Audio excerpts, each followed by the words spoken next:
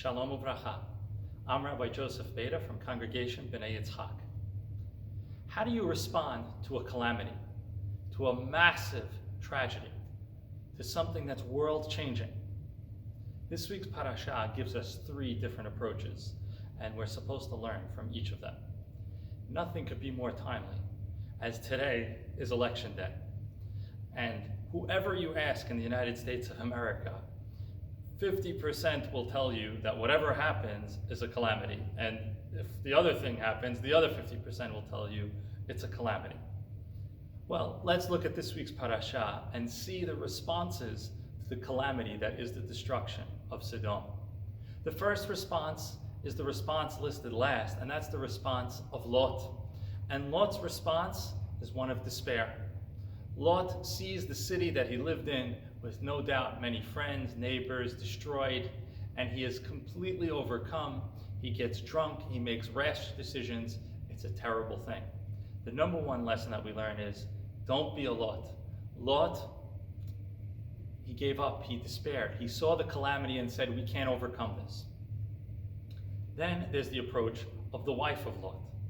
The wife of Lot, as we all know, is turned into a pillar of salt.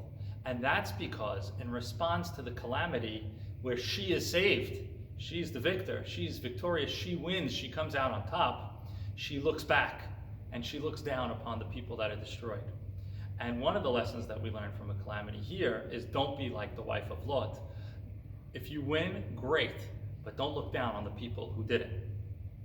And last is the approach of Avraham Avinu. Avraham is kind of on both sides. On the one hand, he didn't want Sodom destroyed. On the other hand, Sodom represents the antithesis of everything that he stood for, everything that he worked for.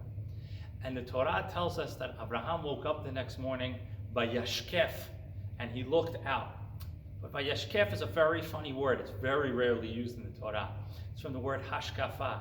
It's less about him physically looking than him taking a long look, taking a look beyond. And Avraham had a power that we see him use elsewhere. And Avraham had vision.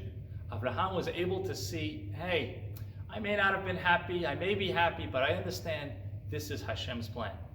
And that is a key response to a calamity, whether we lose or we win.